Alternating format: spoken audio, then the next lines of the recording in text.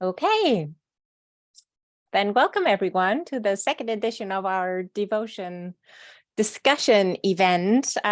Today, Ivona also is going to present on a case in Spain with a CEDAW ruling, and we'll learn all about that in just a bit. Just as a general agenda, Ivona will introduce herself in a bit. Then she will introduce the case for about 20, maximum 30 minutes. And after that, we'll have another half an hour approximately for discussions, and you're warmly invited. If you have questions, take notes, and please ask your questions after Ivona's input. I'll have a look for raised hands, both on the video, and if you use the little reaction hand, I'll have a look for that as well, and call you up then. And I hope that we can engage in a lively discussion. And I'm sure there's much to be said about this. Ivona, the floor is yours. Okay, thank you, Katharina, and thank you everyone for being here. And thank you to this wonderful group of Coast Devotion for having the opportunity to discuss this case. I'm Ivona Elsa. I'm a child and perinatal psychiatrist, currently living in Madrid. And I'm also an activist. I'm one of the co-founders of El Parto es Nuestro, which is Spain's oldest activist group for human rights in childbirth. So I was very interested in sharing this case because I think it brings many issues of great interest to all of the people doing research around childbirth, and also for the clinicians and also for the activists. So you might have heard a bit about this case already, but I'm willing to give a short introduction to the case, and then we can discuss, because I think this case raises many issues, and I'm really happy to have this opportunity. So this whole thing starts last July, on July 14th.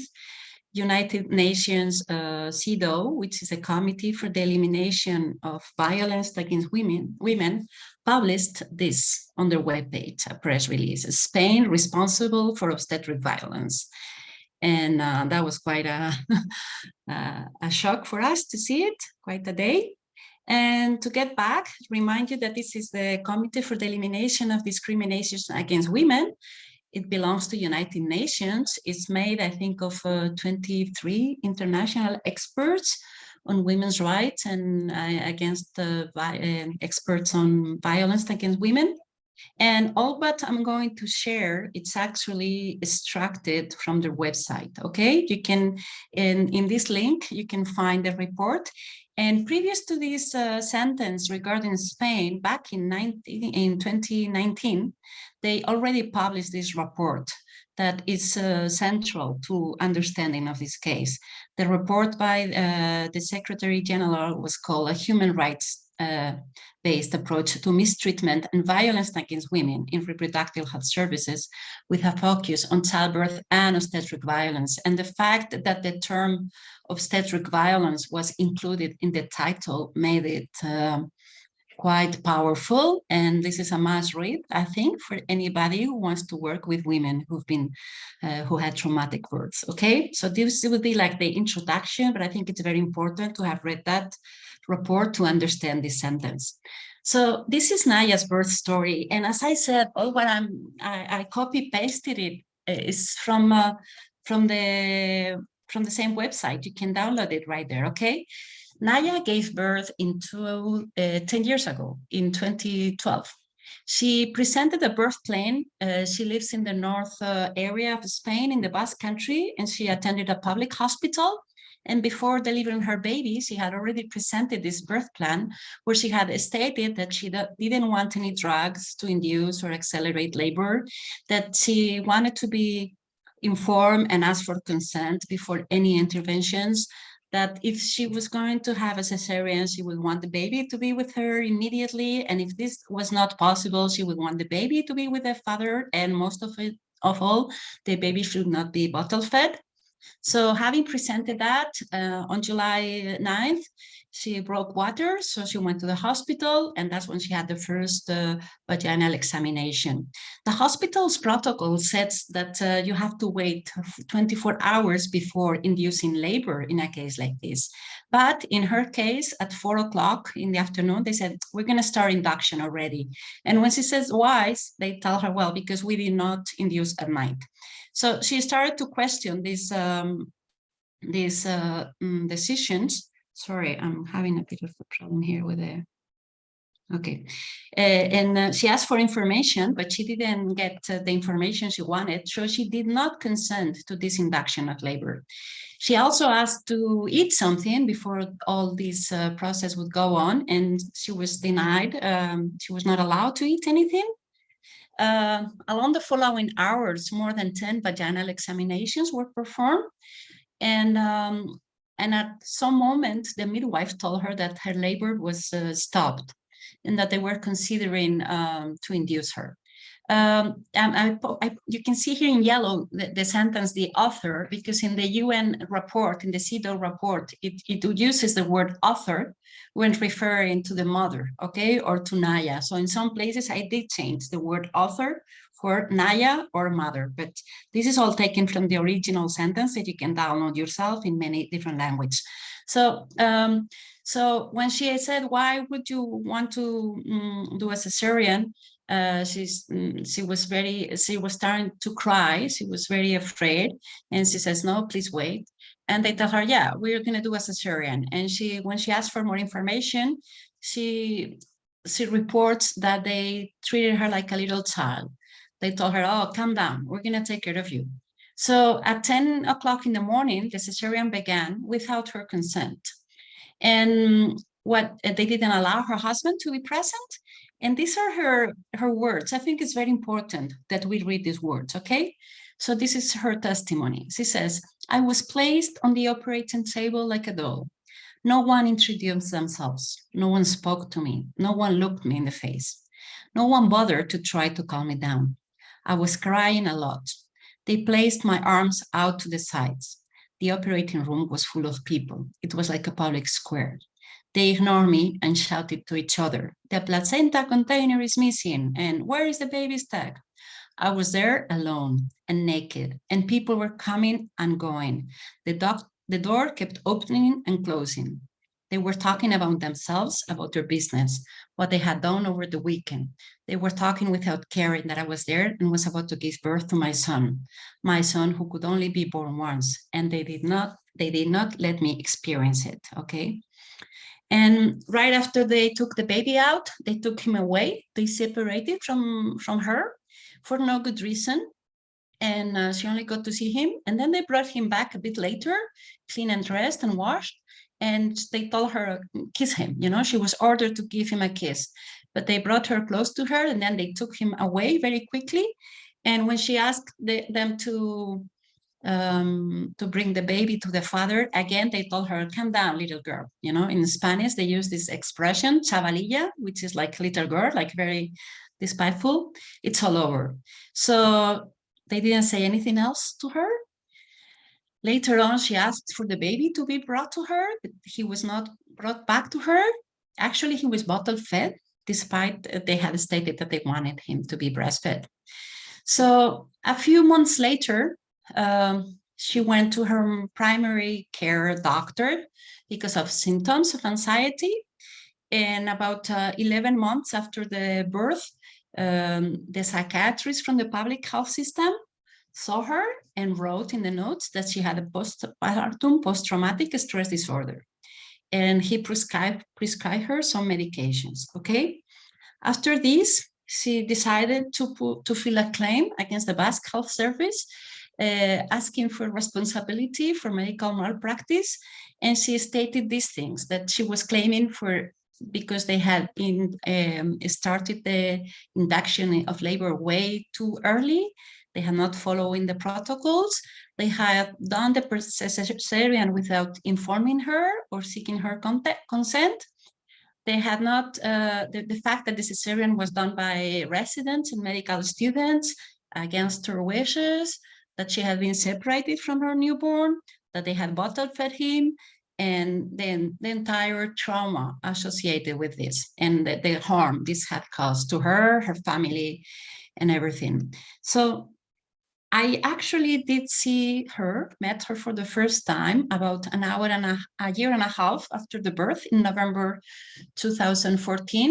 I got to do several interviews with her, and I did provide a report that it's included in the CEDAW report. Okay, so what you see here, the specialist who did this was me. And I wrote that I confirmed the diagnosis of postpartum post-traumatic stress disorder. And I stated that this disorder was the result of the way in which she had been cared for, or lack of care actually, during the birth of her son, and that this could have been avoided with better care. I stated that if she had been treated differently throughout childbirth, she certainly would not have exhibited such intense symptoms, nor would she be still suffering damage.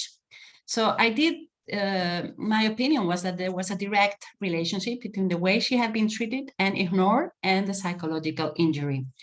And so she went to court with all this, and also with a report from a gynecologist and from a midwife who also had access to the clinical records and who agreed that there was not an indication for an urgent cesarean, neither for an urgent induction of labor. So this was all assessed very carefully and taken to the court. So when she went to court, all of us, the gynecologist and myself, we were not allowed to speak. And finally, in October 2015, the court dismissed her application. And it's very interesting because in this judgment, the court said that the birth plan was only an expression of wishes, that it had no legal power, and that she had had a correct care, and that labor is a natural process where informed consent, look at these words, has no meanings, since the will of the patient can in no way alter the course of events. And it was very shocking for us that in the court sentence, they didn't listen to the psychiatric report, and they said that according to another doctor, the author's experience was the result of her own character, not of the treatment received, and concluded that there was no evidence to support the author's interpretation, which was a matter of mere perception. And this is a key issue because we find this in many cases of birth trauma, and we also find it in on the research. Just look at this recent paper.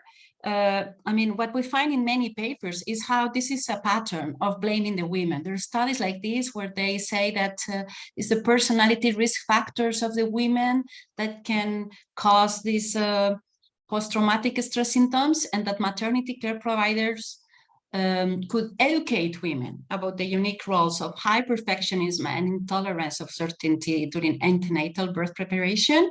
So we find these ideas that we call women blaming permeate the clinical practice of many doctors still. And this is very obvious in this case, how our reports of the association between the mistreatment and her symptoms were totally ignored, and it was all blamed to her personality and perception. So after reviewing all this information, 10 years after the birth, this July, it came out, this report from CEDAW saying that the committee makes the following recommendations to Spain. And they said, concerning the author, the mother, in this case, Nahia, the CEDAW recommends that they provide her with reparation for the damage, with appropriate reparation, including adequate financial compensation for her physical and psychological health.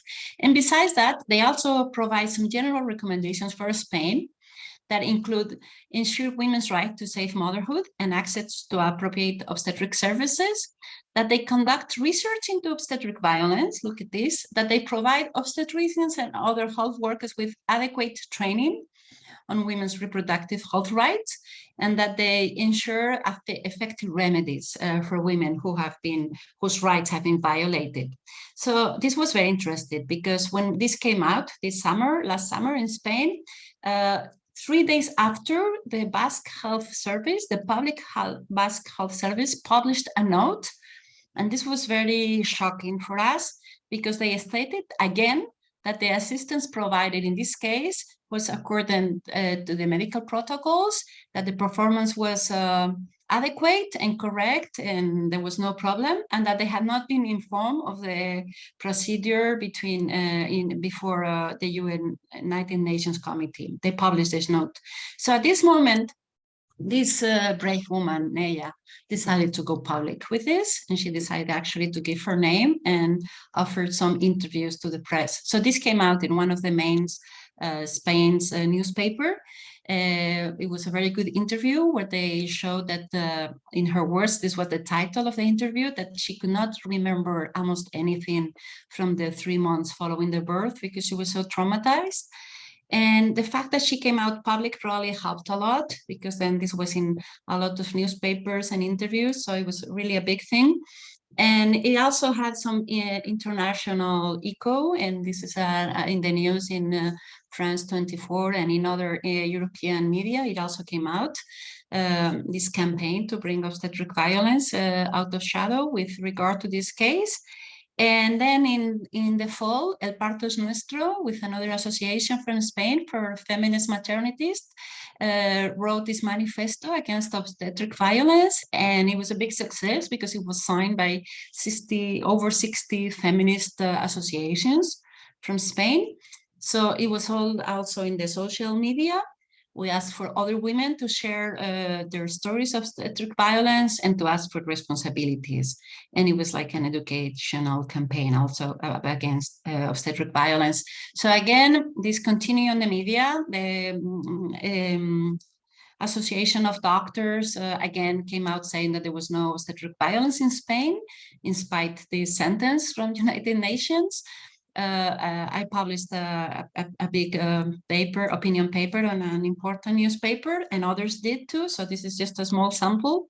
And then finally, like, the best news is that 2 days ago, this was also in the news in Catalonia, the government has created the first working group from the government to face obstetric violence and to solve it. So there has been, this is just a hint, there's been many initiatives and a lot of debate going on in Spain around obstetric violence because of this sentence. There had been another sentence also condemning Spain for obstetric violence a couple of years ago, but it didn't hit the media that much. So the issues for discussion that I want to bring here, and I will end it here now and let you all share your thoughts, is on this. It's on the interface between post-traumatic stress disorder, obstetric violence, and human rights in childbirth. And there are several questions that I'm going to leave here because I think some of you might want to bring some feedback. But for me, these are, first, when we talk about birth trauma, what are we talking about, you know? Is it the birth itself that is it traumatic, or is it rather the mistreatment, the abuse, the obstetric violence that we call, that causes a trauma? Because then maybe we should reframe it. Instead of talking about PTSD following childbirth, maybe we should start talking about PTSD following obstetric violence.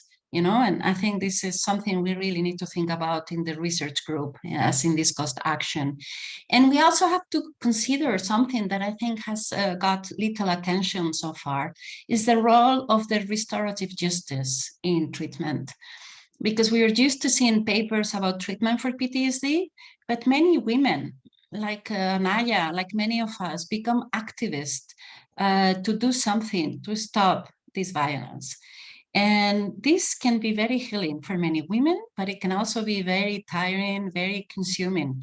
We have to remember in Nahia, it took 10 years for the sentence to come back. And most women who do experience such mistreatment will not have the energy, the resources, the money, the education to get this far, to get to United Nations. But I think when we think and research treatment models for obstetric violence, we have to think of including restorative justice, because what most women want actually is the harm to stop, that no other women or baby will suffer this harm. And that can be very important part of treatment. Same as activism, and so activism sometimes is a way of post-traumatic growth. So I think there are many issues here that I want to discuss with you researchers. So I will be very happy to stop here my presentation and listen to your thoughts, your questions, your reflections, whatever you want to share. Thank you.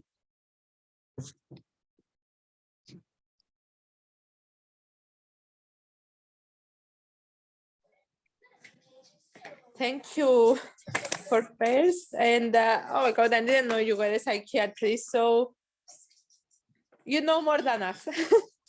You know how it works, and I guess you see a lot of women that suffer from a bad birth. I don't know if we could find a psychiatrist in Cyprus to sign something like, you know, that it is related. It's a very small country. Everybody's connected, the medical community. Can you repeat again which country are you in? Sorry, and introduce yourself. Cyprus. Okay. Okay. Yeah. Jota, can you shortly introduce yourself, who you are and who is your organization? Sorry. It's all right.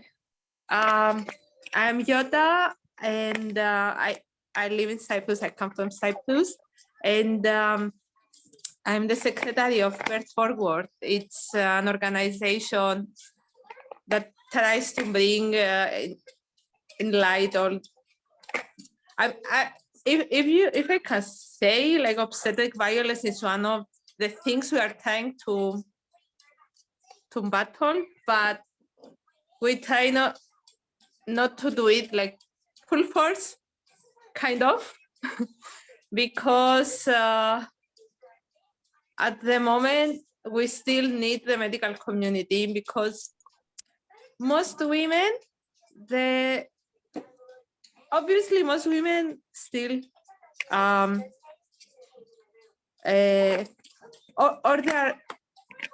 their environment, like their family, they still trust the doctor. So and we had in 2017 we did a big campaign supported by the ministry, supported by the president of Cyprus. It was big, and it was in the news, and it was about cesarean, because in Cyprus we have so many cesareans. And the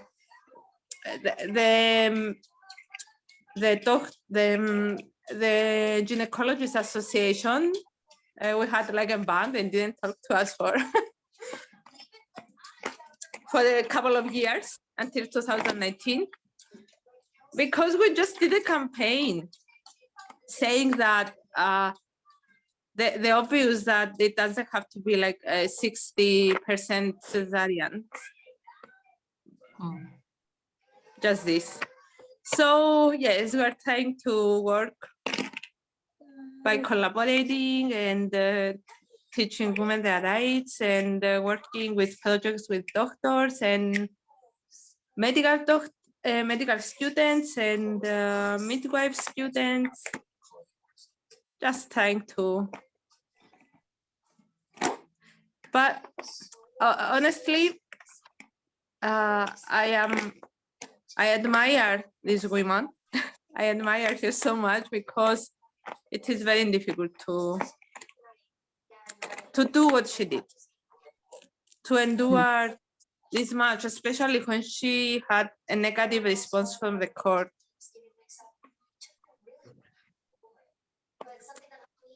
Yes, you're right. She was very brave, and also her lawyer, Francisca Fernandez, who took it so far, was really, really courageous to be so patient. We're talking about waiting for 8 years for this resolution. So yeah, it takes a lot of courage, but we hope it can help others. That's why we really want to share this news. Katharina. That's what I wanted to ask about. So it took 10 years between the birth and the CEDAW press release, which is not a ruling, right? It's just a CEDAW. What is it? It's a statement. Because it's not legally binding. Like what status do these recommendations and does this CEDAW outcome actually have? I think they do have some power. And in the other case, in the previous case in Spain, they also stated that the woman should be paid, and the Spanish government hasn't paid the woman yet. But I think it does have, I'm not a lawyer, so I'm not expert on this part. It's not, I don't know the exact name for it.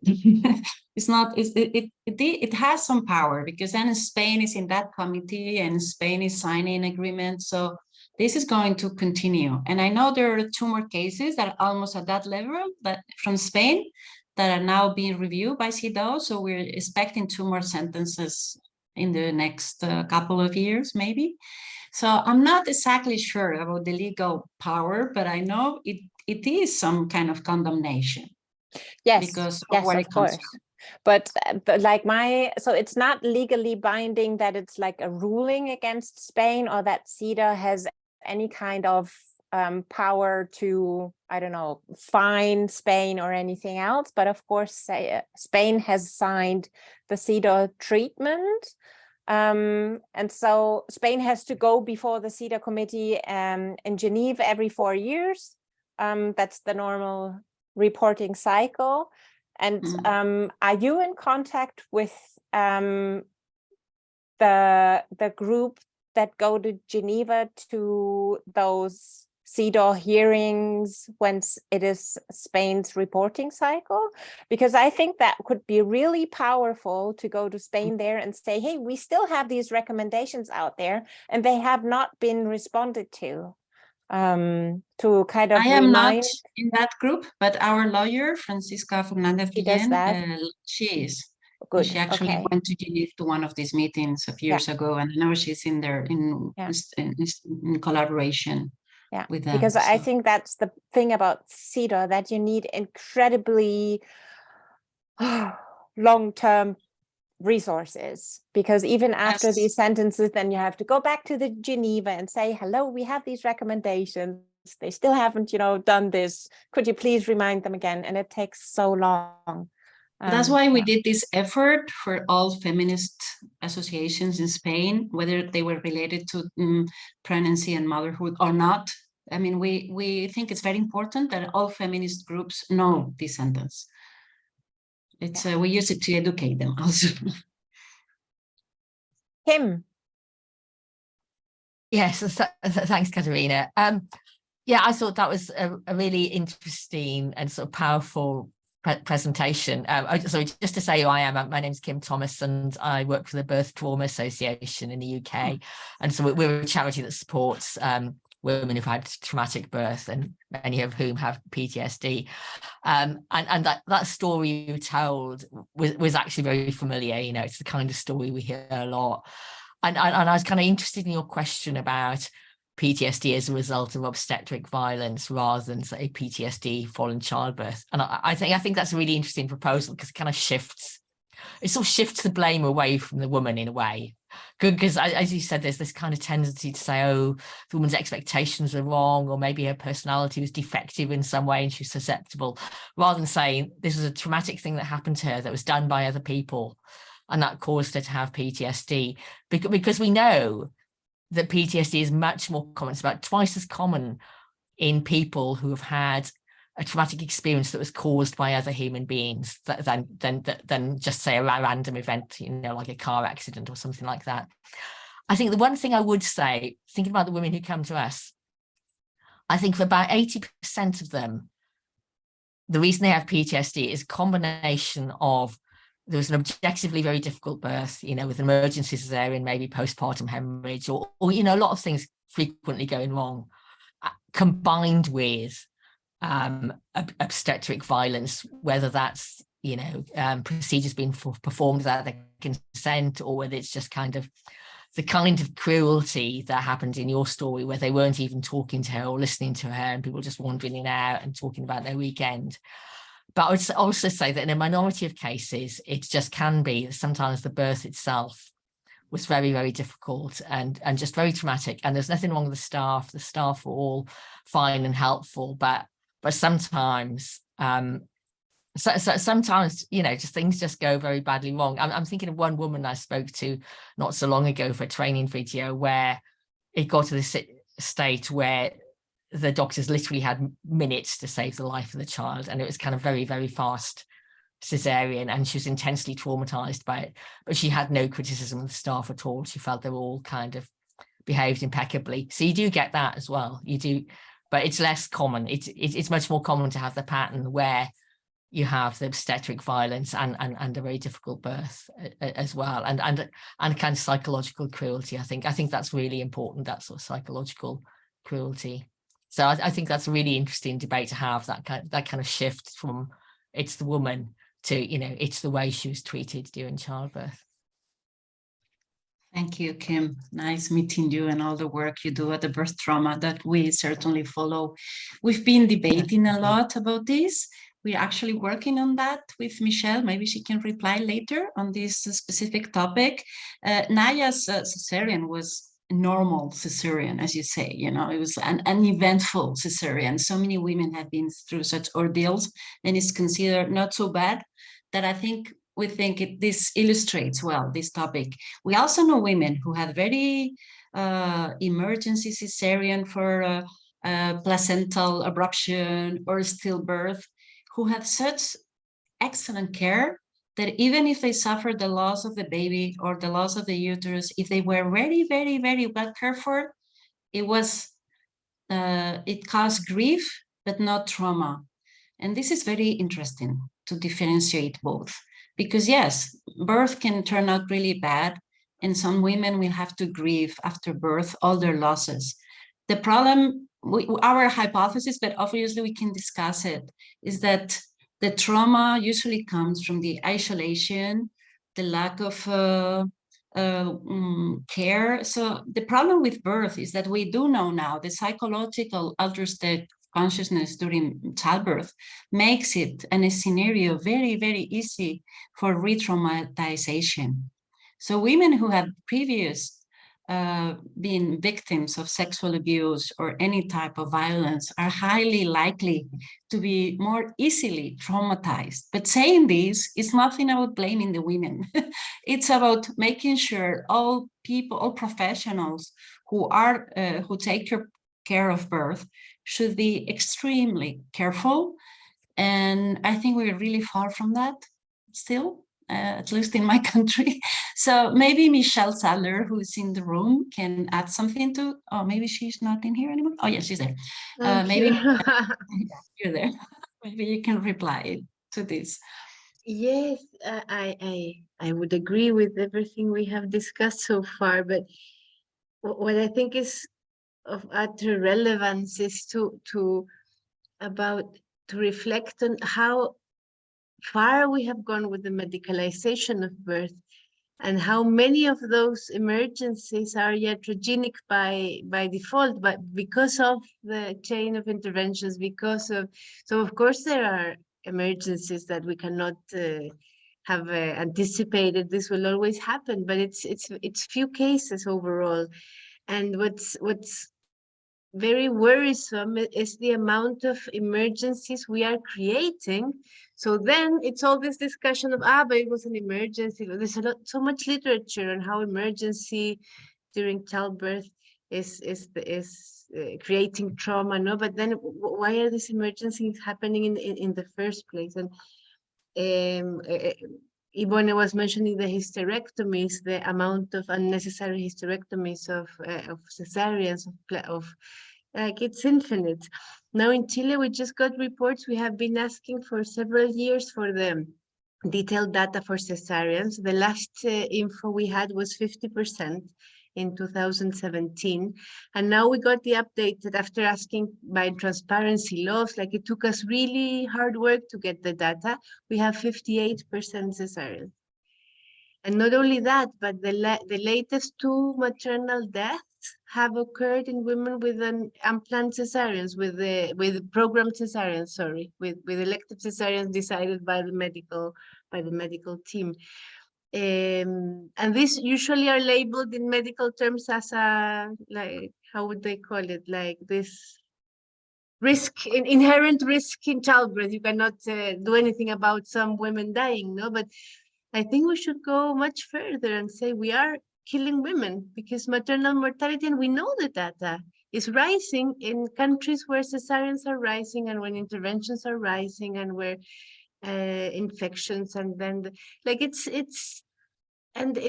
very shocking to see, like when Ivone was showing the reply from the medics again in Spain, no, saying, oh, we did nothing wrong. Even if CEDAW says it's wrong, we did not do wrong. Like, come on, like this has to stop, because it's women's lives at stake, it's babies' lives at stake, and we have taken it too far.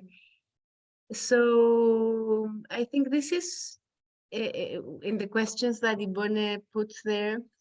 What does activism have to do with this? What is our role? Like, what is our and the thing is to push this agenda and to name what we are not naming. It's not like, of course, as Kim said, there are, of course, some cases that would have had a complication in any case, but many of the complications we're seeing are a result of interventions themselves. So how not to name this? This is, I think, a very big ethical responsibility that we have as activists, as to push this agenda forward.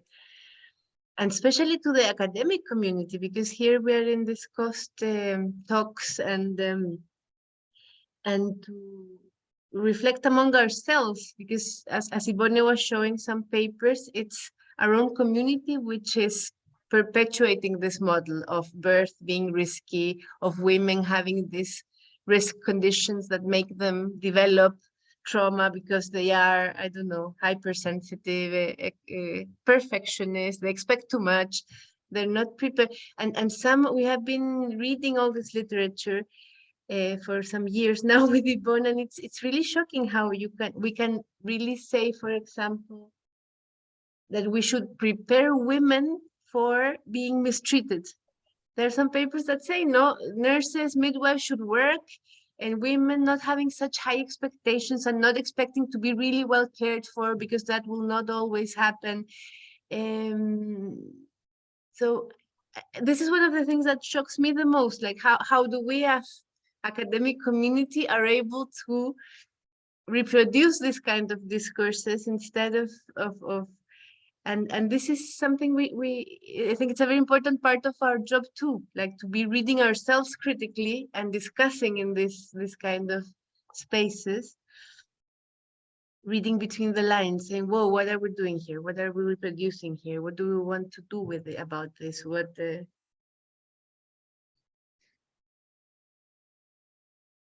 Katarina, you have your hand raised. Yes. Yeah, thank you so much for this interesting presentation and for all the comments. I wanted to say many things, but then they were already told. But I wanted to comment on two things, which is about CEDAW and like, is this a recommendation or is it legal binding? I think CEDAW's action is mostly symbolic, which is also very important, right? Even if it's not, so the recommendation will come out and nothing will be done about it. Actually, the government will happily ignore it. Even if you go to Geneva again and you say, what happened? I was lucky enough to be present at Portugal's last session, which was in June this year, and it was very interesting to see what happens there. It's a kind of ritual, you know, between the experts and the government and the NGOs which go there. I was, of course, in that role as an activist, but it was like a committee of 25 people from the Portuguese government. And I was quite amazed by their answers. Like it was kind of, everything is well in Portugal, it's so good. Like they would be asked about this or that, and they would have all the, but we passed this law and it's getting much better. Many times the argument was, it's much better than 20 years ago. You know, like, which is, of course, good, and I'm happy about it. But as an activist, it's like, yeah, but it's not enough. It's like, do I have to die before seeing those changes, right? So we have this urgency as activists that the problems be solved, but things are so slow to change. And in governmental, what I find is that in this sphere of governmental action, it's really low. And then, okay, there's the legal part, the law, that's very important. But of course, that's not actually going to change it, right? This is about worldviews, about values, about ways of doing, corporate interests, etc. All that we know. The second thing that I wanted to say is about the science and about scientific evidence, and Michelle was talking about it now. I'm always amazed at professional presentations, many times by like obstetricians and midwives who already talk about the birth plan and about informed consent, but it's pretty much, the stress is pretty much on preparing women for the worst. It's like the problem is the expectations. It's part of our role to help women manage their expectations, which is also true. I mean, because you as a good professional, you have to, you cannot promise a woman that she won't die in the end. I mean, you know what I mean? It's like, it's not up to you. But that's always the issue. It seems that it's like, okay, the problem is that women now think that they're entitled to anything, and that's crazy, because of course you might die and we cannot do anything about it. And also in Portugal, the mortality rate is really going up now, and we still don't have explanations for that. There's a commission working on that now, because it's really like for the last 4 years, it has really gone up. And there was always this argument about how many women died before the institutionalization of birth. So before, because in Portugal, home birth was the main place of birth up until the 70s and 80s. It was a very late institutionalization. And this was always an argument for, you know, like before it was so bad and now it's so good, ignoring all the other factors that have also contributed to this decrease. We hear that in Germany, Portugal as an example for in favor of centralization because of mortality rates. Sorry, I couldn't, it's too strong. I had to. Well, you know how discourses are, right? You you work with what suits you. And actually centralization is still happening. And this is really terrible. Like recently, another mother has died because she had to be transferred to another hospital. She got to one hospital, which was closed with the urgency of obstetrics closed, and she had to go further 50 miles, and she actually died. So it's really serious, this thing. So maternity wards closing down, etc.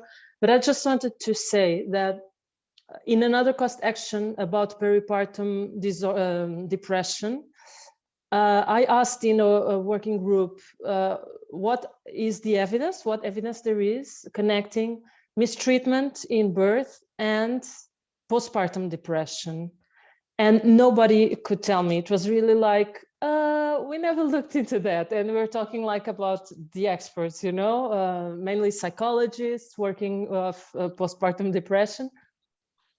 And it's just like, that was not even a research question. And I think we're still in that part where we're still fighting for the recognition that there is systematic mistreatment of women, and this might have huge consequences. And for us as activists, that we're always listening to these horror movie stories, it's almost ridiculous that we have to publish in a paper that like mistreating someone will cause that person's harm, like right? But we've come to a point where we really have to prove it by the scientific methods, you know, just. Thank you, Katarina. I think it would be very interesting what Yael has to say. No, I'm listening, and I keep thinking that, you know, I know how to do research about childbirth. I've been doing it for the past 15 years. What I find very difficult is to figure out how to change policy, how to change medical practices. Even mentioning the words obstetric violence in Israel would create a lot of resistance from healthcare professionals. There is, sorry, I didn't introduce myself. My name is Yael Benyamin, and I'm a health psychologist from the Tel Aviv University in Israel. And, you know, there's hardly any birth activism in Israel nowadays. There was a very active group, and the woman who founded that group and was kind of the lively spirit behind everything they did moved to another country, and that group is hardly existent. There are other women's organizations, women's health organizations that also deal with childbirth, but they're not focused on that. So if there was someone, what I kept thinking of, if there was somebody like Nahia who would go all the way and bring this to court, maybe it would raise these organizations' attention, and they would draw together and maybe have an effect. And you know, there was kind of a conference. COVID mixed up all the years and dates. I can't even remember when it was, not so long ago, about it was led by a legal professional, a woman who's a legal professional. So it was about childbirth, but a lot about women's rights and about informed consent and things like that. And I presented some data on that. All women want to be informed. Not all women want to be involved in decision making, but they all want to be informed. And then there was an obstetrician, a male obstetrician, who came up and presented his viewpoint. And it was clear that he walks into the labor ward, into the labor and delivery room, really scared. And he is afraid of lawsuits. He's really scared. He's really scared that something would happen. I mean, he definitely doesn't want a woman to die on his shift. And you see that there's kind of a vicious cycle here because he's so scared, and he was truly scared. I mean, you can see that I could empathize with that part. But the thing is that there's a vicious cycle because he's so scared, he rushes too fast to interventions, and then the woman might be hurt, at least psychologically. And it's very difficult to reverse that cycle, because what happens is that at that point of decision where they have to decide if they should induce, if they should do a cesarean, they never try the other way. They never try to wait more, to see what happens, to see if maybe if you give this, I'm not talking about cases where there's a true emergency because of the fetal condition. I'm talking about birth that's stalled and the contractions aren't strong enough, and there are so many hours, and the woman is fatigued, and the staff is tired of her complaining, and combination of things that are not urgent at the level of minutes. And they never try the other way. And if they had tried and said, okay, you know what, let's wait another half hour. Let's wait another hour. Let's wait another 40 minutes. They never try that. So they don't know what happens if they do try that. And what really concerns me is how to get them to try that, how to get a hospital to try to at least for women who want it. Some women at that point would say, yes, just get the baby out of here. But for women who do not want to be induced, who do not want surgery, how to get the doctors to wait and give it a chance.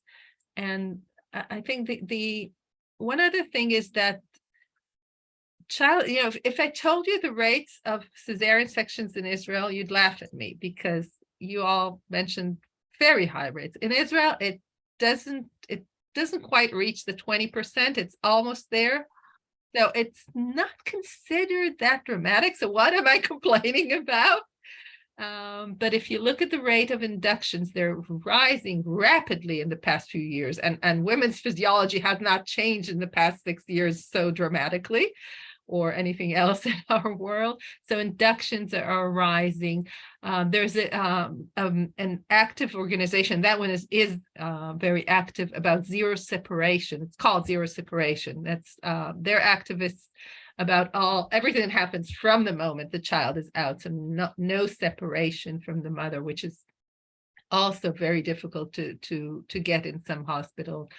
So there are other indications of childbirth is highly medicalized in Israel, and it's not reflected in a very high rate of cesarean sections, but it's reflected in the fact that the midwives are there most of the time.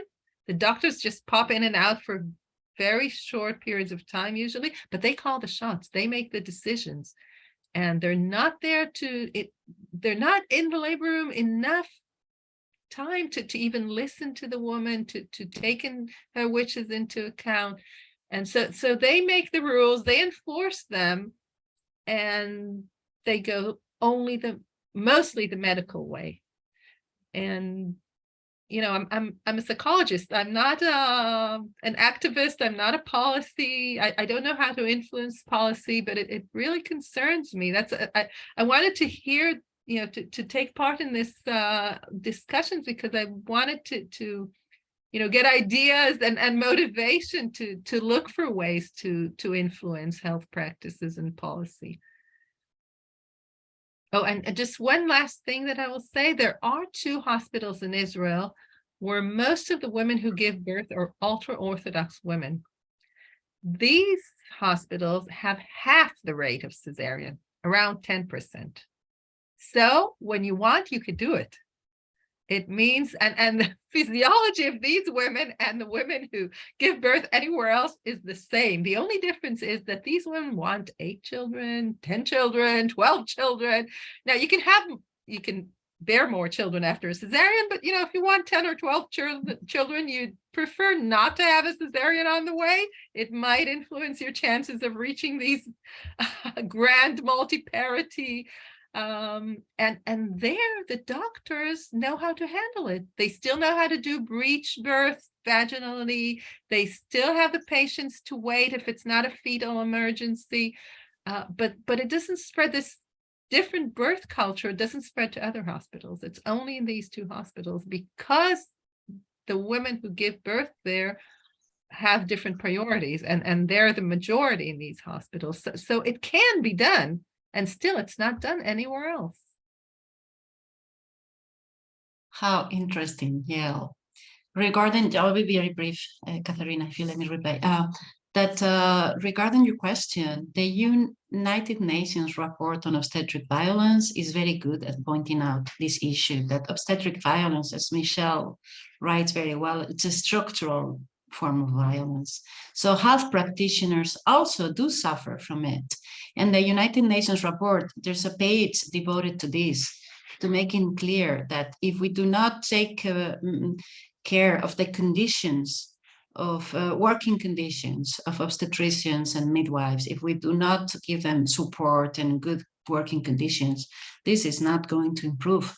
And of course, many of them are highly traumatized also, and many of them leave profession because of this trauma. So we have to look at the structural dimension of this problem. Otherwise, it won't change. You mean also looking at the midwife's experience as someone between the women and the doctors and the ones who are there but are not making the decisions?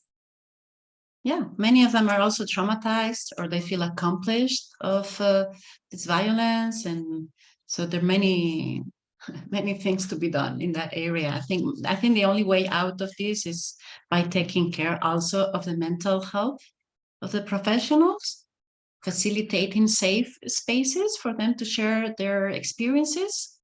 And I think that's the only way to change it. It's not only about scientific evidence regarding childbirth. It's also about help them heal, because many of them are also highly traumatized from this system.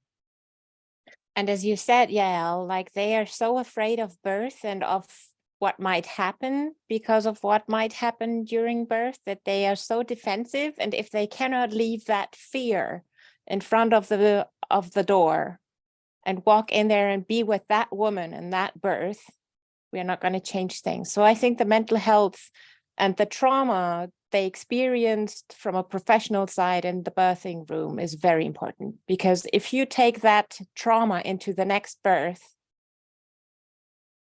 we're never going to change things. I think that's really important. And one more thing, because before I give the word to Kim, because you asked how we can change things. And I actually do think that the CEDAW Convention is a big game changer, because the convention, if your country has signed it, is legally binding. It's a legally binding international contract. And it includes state obligation. So the state signs it and says, yes, we will abide by these rules. The drawback is that it doesn't have any punishment things built into it. They can just say, no, you state, you didn't do any good, and we have these recommendations here, and now look how can you can do better. And then it's up to us, the civil society, to go back and say, yeah, maybe they have improved, respecting to, I don't know how things were 20 years ago, but it's still not good enough. And you have to go back and go back and go back. And I think CEDAW works well, but it takes a long time. So you say I should first look in their website to see if Israel has signed it? I think I'm pretty sure Israel has signed it. And then maybe you reach out. There is certainly civil society organizations who prepare every 4 years. Israel has to report before the CEDAW committee in Geneva. And the state prepares a report saying how well they did and what they improved, and the civil society organizations have the opportunity to present a shadow report. You will find them on the CEDAW website as well, and you can also see there who are the organizations that write this report, and join forces with them. That's what we did. Yeah, we call it, but what you said, we call it in Hebrew something that doesn't have teeth, and a statement that doesn't have teeth, that doesn't have any weight. Exactly, it doesn't have teeth. But even the statement, having Israel sign it means it's a good starting point. I'll look for that. Yeah. And one more thing, what I thought interesting when you talked about the Orthodox hospitals is that they respect the women there and their wish to birth in a certain way. But is it really the women they respect, or is it their religion? It's the women's wishes. I mean, the doctors there are not necessarily religious themselves.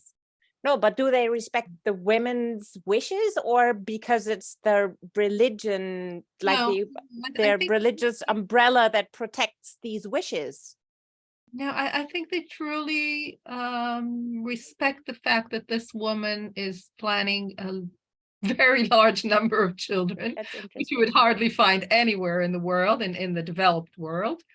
And they understand that they can help that happen. And what happens is that's the vicious cycle I was talking about, because in that hospital, at that moment of decision whether to induce or whether to go for surgery, if it's not a real emergency, they will wait a little bit more, because they have the confidence that if they wait, it might actually work out.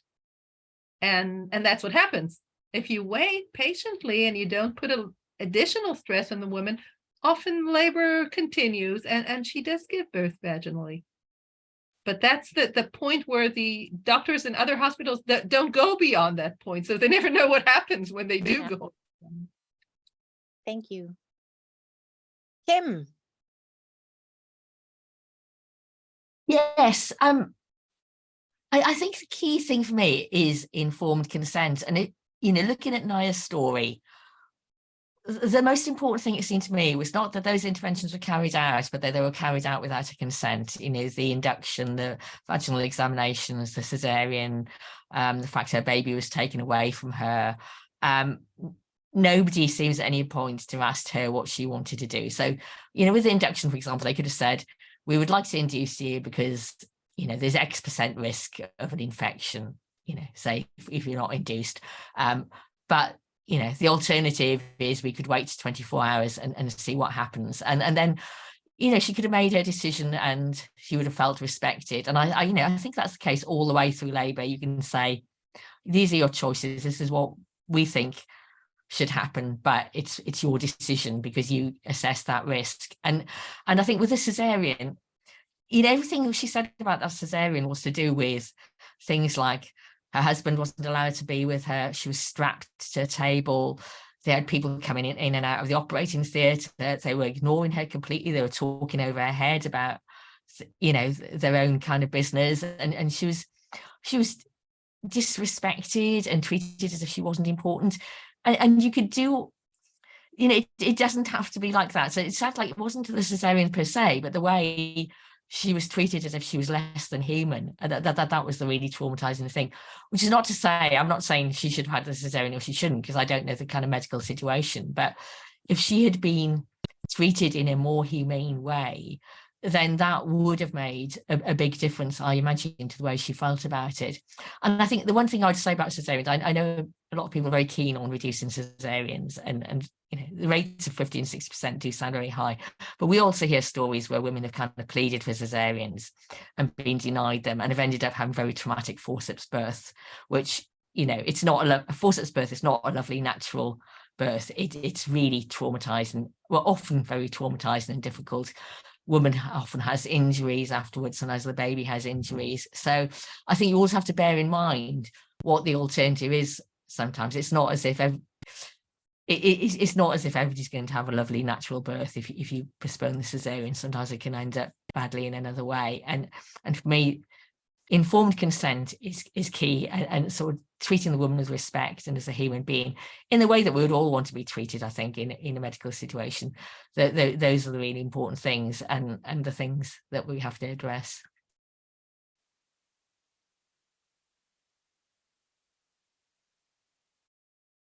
I agree with you, Kim, but I think in this case also, if one decido sentence had come out, the Basque public health system would have apologized a bit.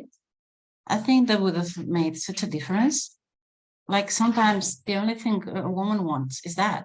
That's why I think we should include this idea of restorative justice in the models of treatment for PTSD. Because for so many women, that is so healing, that a health provider or the health system or the hospital director or whomever says, okay, we hear you, we're sorry we treated you like that, we understand that you feel traumatized. That would probably take off so much weight of that heavy burden, Yes. like just... Yes. That's what shocks me the most, that even after a civil sentence, they still say, no, we did everything correctly. It's like, are you so inhuman? You cannot say, you're sorry, That's... Yeah. I mean, I agree with you absolutely about that. And one of the things we hear from women a lot is they'll make a complaint to the hospital, and then the hospital will do a kind of letter, which is, oh, I'm sorry you felt that way, but the doctors did what they thought was necessary. And a lot of them say exactly that. If only they had an apology, we shouldn't have treated you like that, they would feel so much better. Because it's that kind of, I suppose, gaslighting, really, that kind of denial of what happened, that the woman is at fault for feeling upset when she shouldn't have felt upset, and it wasn't the hospital's fault. And they often quite often lie about what happened as well. They'll say that she gave consent when she didn't give consent. All of that, really. And sometimes women take legal action just to have that kind of sense of justice. If the initial complaint's been met with an apology for treating them like that, they wouldn't have felt the need to take legal action, and they do it just to get that sense of justice. So there's kind of huge area there, I agree with you, that needs improvement. Not just an apology, but also an opportunity to learn. Like if they would tell the woman, listen, thank you for letting us know that, we will review your case and see what can we improve. That would make such a huge difference. I think. Oh, definitely, absolutely, yeah, 100%. But if you allow me to interrupt, I think one of the reasons the institutions never do that is exactly the legal part, because if they will be saying, yes, you're right, we did the wrong way, they are liable. they will be admitting that they you know, that they didn't abide to the law. So they are confessing a crime, let's say, you know what I mean? But what I wonder always, since we're having this discussion within the cost action for birth trauma and perinatal mental health, and as a research network, is that actually proven that if, you know, medical staff say, and it's so often they didn't even do a medical error. It's like they failed on the humanity side and on the respectful care side. But isn't that a medical error? Isn't like medical care supposed to be respectful? Yes, but it's very often not in the protocols. And as was shown in Nahia's case, you know, they didn't abide by their own protocol, and that is why you could actually have the legal case. But it's so often not about that. It's so often more about the restorative justice and have the not only the apology, but also the sense and the urgency to want to protect the next woman. I don't want this to happen to anybody else. That's what's actually, you know, is a big movement, I think, to women who experience that. And I really want to see those figures, if it's actually true that if a hospital says, yes, I made a mistake, maybe not so much a medical mistake, but I erred on the, you know, on the human side, on the respectful side. And I would really like to learn from this, if that causes legal action. I still want to see those figures because I do not believe it.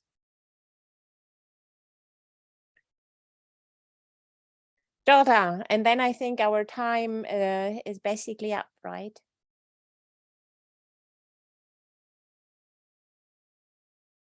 Yeah, thank you so much for organizing this. It gives me a lot of food for thought. And it was really interesting. Yeah, Thank you. we thank Katarina and Ivone. I just wanted to say about your question, Ivone, that many times from our experience, we see women that they are traumatized by birth. That's what they feel. But if you talk to them, you realize that they have an idea of birth in their mind that they think it's traumatizing, but they are traumatized by things like vaginal exams. They're traumatized by forced to birth in their back, by the doctors pushing on their belly, by episiotomies. But this is not in the nature of birth. This is the actions of the health professionals that they don't ask for their opinion. They push on their belly, and I mean, we have a woman that she had incontinence, and the